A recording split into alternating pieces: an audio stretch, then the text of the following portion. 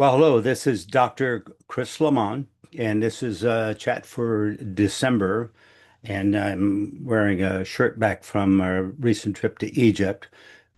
Kind of interesting, all these little hieroglyphs. Actually, it's kind of a structure of phonetics. So I can understand eons ago when they were collecting uh, people that lived in tents and try to unify them into a culture, why they had to find a way to have a central language. So they created symbols that had a sound or to them, and by putting a series of symbols together, you then would have a word. So they actually unified with a common language, kind of like in China when they picked one language as a written language for the whole country. So everybody then could read Mandarin. Different people in different provinces speak differently, but they could most certainly all write Mandarin and could read it. So it was a unifying piece, I do believe. But anyway, made for an interesting artifact, I guess, coming back from Egypt, which was an interesting trip. Um, and I put it out as a little bit of a statement because this talk is really about questions. And if you can start to think now for the end of the year rather than, and I'm doing this in December because, maybe people are thinking like, what do I get for Christmas? That's a good question. Um, but lots of times people like to make things as a statement. Well, I know this, I know that. Um, and I find that the doorway opens for more information, for more diversity, if you put a question into it, end it with a question. And I know I talked many, many times about meditation, and I always start a meditation with a question. I I have a project I'm working on. So, like, is this worthwhile?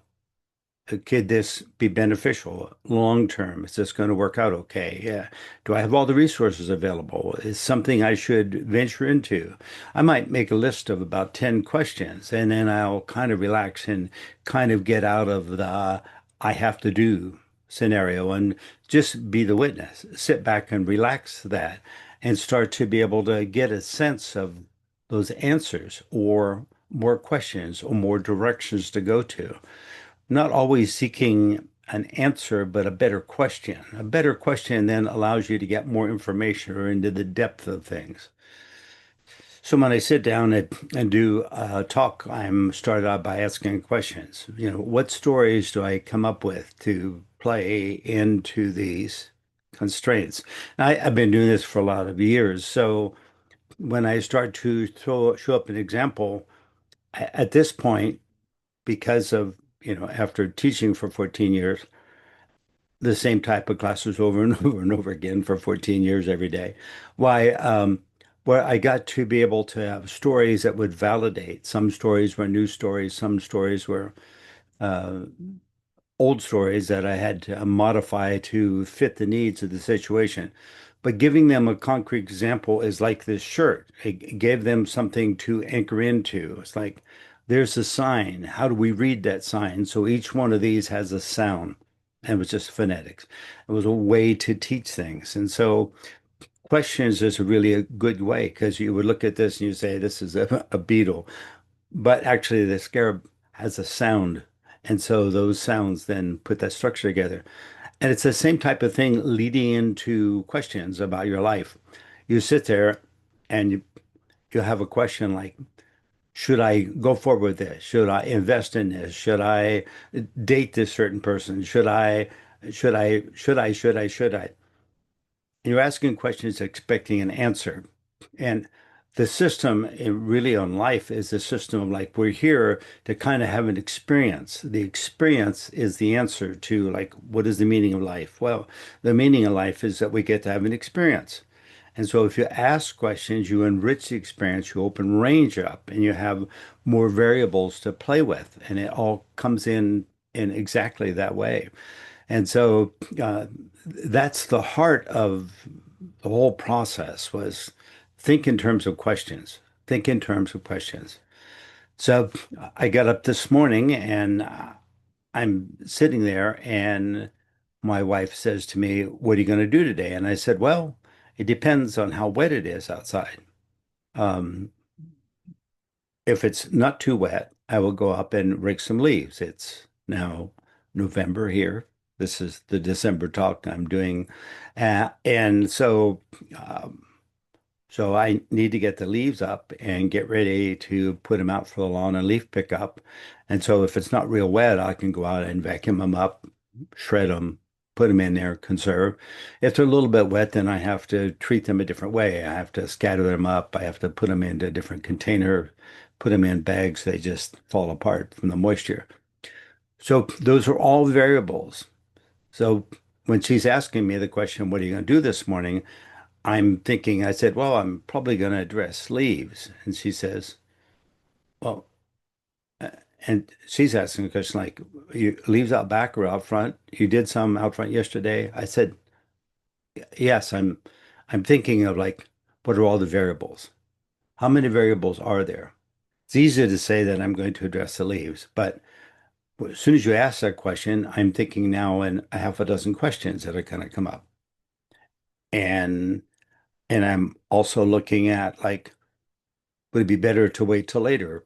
If I step outside and it's raining right now, I might put it off till later this afternoon. Maybe it won't rain this afternoon. So all those things are variables. We all know this, right? But we have a tendency to just react to something and say, yeah, I'm going to go do this.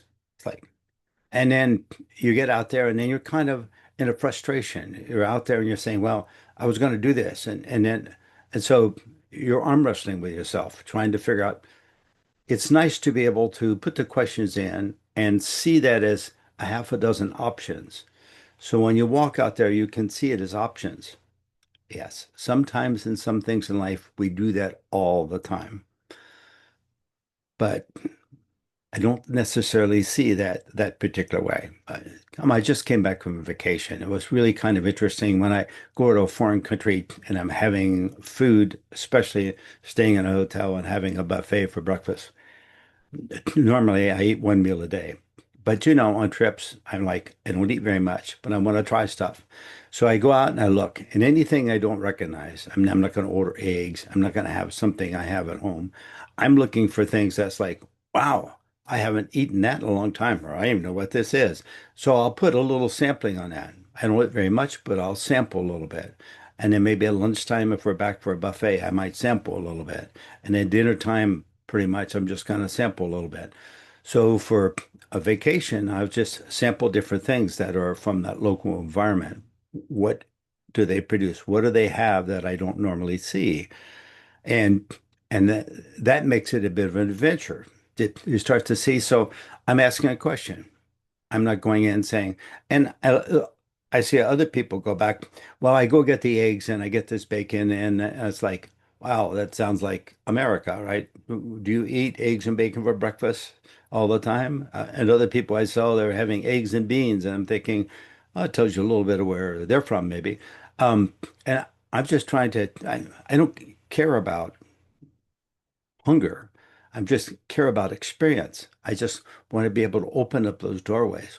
What can we experience in this? What can what can go on here that will be unique? I'm here in a different location. I want to really have a different experience. I don't want to try to make this like I was at home. Now, it's very, very warm in Egypt. I'm not a big fan of warm weather because I'm just not comfortable in warm weather. I like it much cooler. I can tolerate it in a desert, but I don't want to do a whole lot. So consequently, it's like I'm not really excited. And the other thing is that doesn't excite me very much is history. But it doesn't mean that history is bad. It just means it doesn't excite me because when I started looking at history, I'm thinking like, how many times have we failed and repeated? If the nature is redundancy, but hopefully that the redundancy is on our successes, that we keep moving forward and not our failures. And so in my mind, I sit there and say, if somebody's going to repeat this that didn't work before, they really should ask some questions like, did this work before? Did this ever work? Is this an idea that's going to play out? Or is this what we always normally do? Under these circumstances, this is what we always do. I get that so much. Like, this is our protocol. This is what we do. This is like, Wow. That's uh, uh, it's it narrows the range down to consistency. Yes. The whole idea of what we call spiritual journey is taking the potential of something, the theme of it, the potential of something, and integrate it into life, which is just redundancy. It It's tick tock, tick tock, tick. We got a clock. We got a time. So it's redundant. This second, this second, this second, this second, this second. So when you do something and then you do it again, you do it again, you do it again, you're starting to get to what a life is because it's pretty much 93% redundant.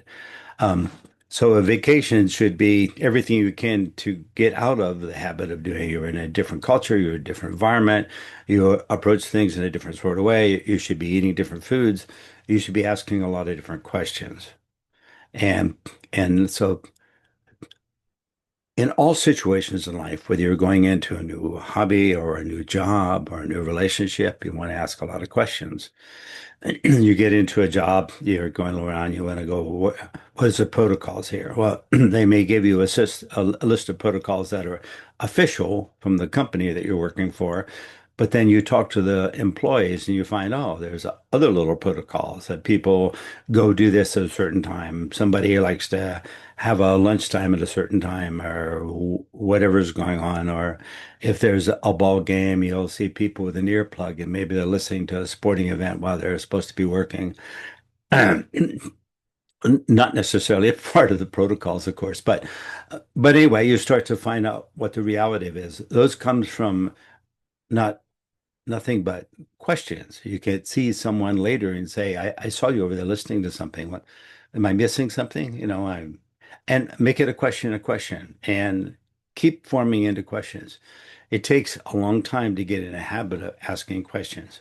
We we had it when we were a kid. By 2.5, 3 years old, we're asking questions about everything. Questions, questions, questions. And people were getting frustrated with answering, especially the same question over and over and over again, right? Or the same question to different people, finding different answers. That's how we built, updated our files. We built range by asking those questions. And at some point in time, the whole system changed around 6 to 8. And in that, files changed, protocols changed, everything changed in your body. And then you start to assign different things to different areas in your brain. And you start to then sort things totally differently. So you've got X amount of years to ask questions and start to build a platform for you to live out the rest of your life. Well, I've found that you can make big changes in the structure of your life if you go back to asking questions. It's not going to occur overnight, but most certainly, if you get in that habit of asking questions, it starts to open up that mechanism that used to be there when you were a little kid and you were curious about everything. If you start to play the game, I'm curious about everything. Here's a question, here's a question, here's a question. Then you start, now, yes, people don't like it when you ask the same question to 5 different people trying to get the correct answer. That's not, once again, what we're trying to do. We're not trying to find the correct answer. What we're trying to do is we're trying to build range. So if I know something and I ask a question, and so I might know something, I say, how's that color work for you? And they go, oh, I like this color. What other colors do you like? And so, you know, and as you're playing, then someone might come back and say, what color do you like? And I said, well, it changes over time. There was a time when I really liked blue, and then it changed, and there for a while I like green. Right now, I'm not all that excited about green. So it changes. So I'm now kind of um, into not so much bright colors, but more patterns for whatever reason, and and so it just seems to be busier, and I kind of and before, when I was wearing a suit and a tie, then I had plain colored shirts and I didn't want to wear white all the time. So I had red shirts, green shirts, blue shirts, depend what tie I was wearing and what suit I was wearing. So all those changed. Well, see, that's the nature of building range and having questions. And most certainly this shirt would not go good with a tie and a suit. It's like it'd be very strange looking, but maybe. But then on the other hand, I've seen people with patterned shirts and striped ties and a suit on, and it's like, yeah, whatever. It's like that's cool too. Um, so the task, this is November. I know we're coming up with questions because this is the time of year we do start to question things. Well, the weather's changing. What's the weather going to be like? We ask that question a lot more when it's raining than when it's sun shining. Uh, so this is a good time to start to notice. Uh, Set yourself a little goal to be able to, when you do something, you don't have to out loud, but you can question yourself. You can say, well, what's going on? What is going on with my life? What is of interest? What tasks do I see that I what is just redundant? Something I need to do over and over and over again. I have a lot of decking around my house, so every year comes spring, I'm out there sanding and refinishing and putting a no coat on decking. It takes a couple of weeks every year. Every January, I wash walls all the way through the house because I find that it gets cleaner. It gets a lot of debris off the walls from the dusty period in summertime, and so it looks brighter and it actually keeps the paint lasting longer. So there are things that I do are redundant things, but every time I go to do it, I say, "Wow, is there a better way to do this now?" Last year I did it this way. Is there a better way to do it? And some of the protocols that I'm doing on a schedule of events, I've now changed because I found an answer to the question. I ask a question, and all of a sudden, maybe someone will send me a link to a YouTube, or someone will tell me something, or my neighbor will do something, and I'll look out and I go, "Oh, wow, I didn't know you could do it that way." So that opens up for learning and it opens up for range. I've talked about questions many times. Once again, I'm getting in the spirit of moving into uh, next year because I want to go back and start to talk a little bit about concepts and ideas. I've never really did so much of that in my life because when I start to say this is what I believe in, and people, I mean, I've got some friends that we had these conversations all the time, but when I was teaching or presenting ideas to classes, I would keep them down to their experience. I give them a protocol, I give them something to do, a set, an exercise, and then we would talk about their experience and we would share that and we'd find some commonalities in there with some strange ones. And it was always interesting to see how that worked out. And you got to know someone a little better by their report on their experiences life. It was kind of fun. And the whole idea is to be able to collect together and unify more as a group of people rather than argue about the differences all the time. When you're arguing about the differences, you already have an answer. I'm this way. Everyone else is wrong.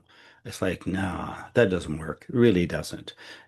Everyone else should be unique, even when you have a group of people that are on the same topic. Maybe they like the same sporting event, maybe they like the same hobbies, and you talk to them, they still have a lot of difference of way they approach it.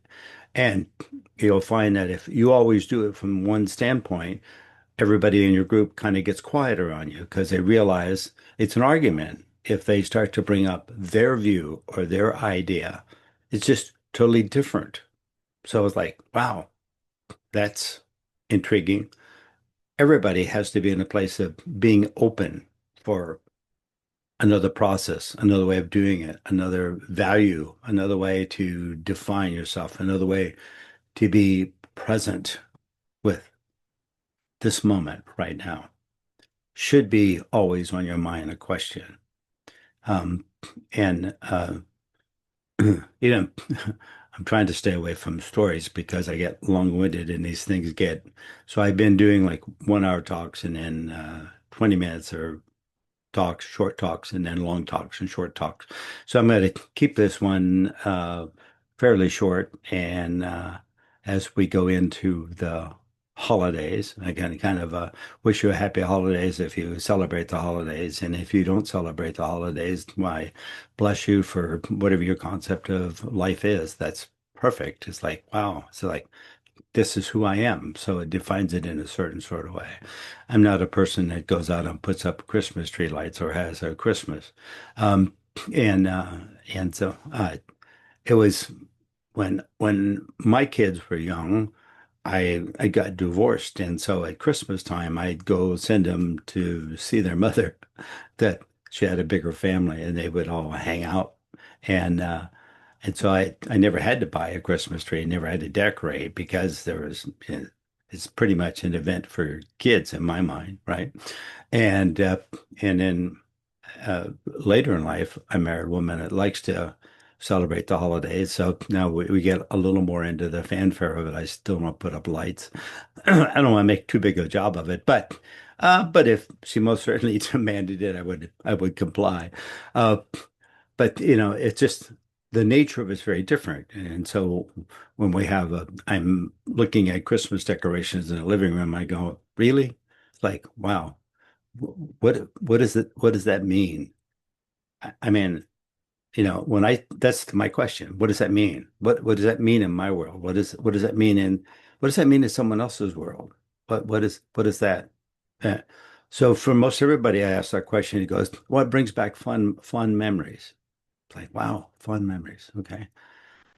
So, you know, it's interesting. I am intrigued with creating new memories all the time, creating something new. So that's why I travel. My wife and I both travel a lot. We have new experiences.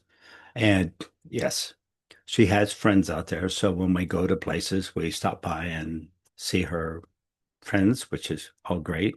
And every now and then I'll have a few old students that I'll stop by, depending where we're going, and see them.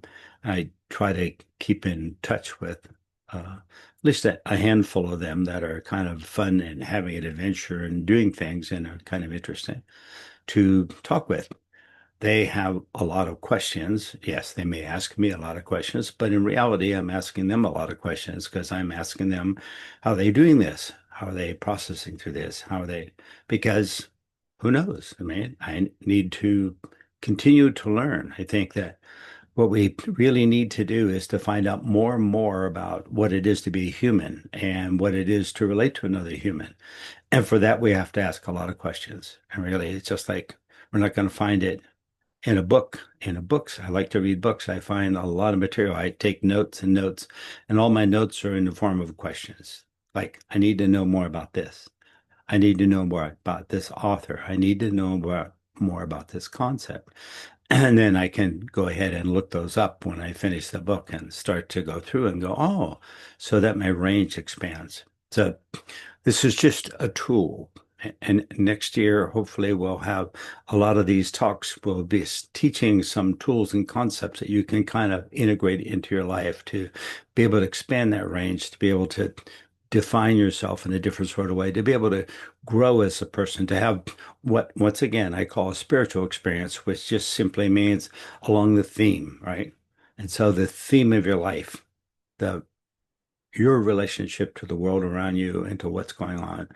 And we need to have a relationship with it rather than an argument with it or a condemnation of it or a judgment. It really needs to be, how do we relate to this? How do we get through this? How do we make this all work? All right. So if you have any questions whatsoever, you're free to send your questions to chris@wizardscatch.com. And I'll be glad to answer your questions in an email or call you back. Right now, uh, there's a lot of changes going on in emails.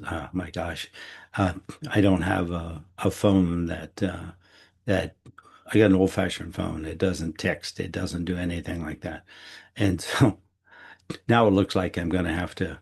I went and picked up another older used phone that actually will text, and I'm going to have to go down sometime this week and get a SIM card in that thing so that I can get back into the comply with all these people that want to be able to send me a code to identify who the heck I am when and so we're literally losing our identity by people asking questions who we are. That might really be good because maybe if we answer that question enough times, we might become somebody different, and that might be an advantage. But I would much rather do that on my own rather than have it forced upon me.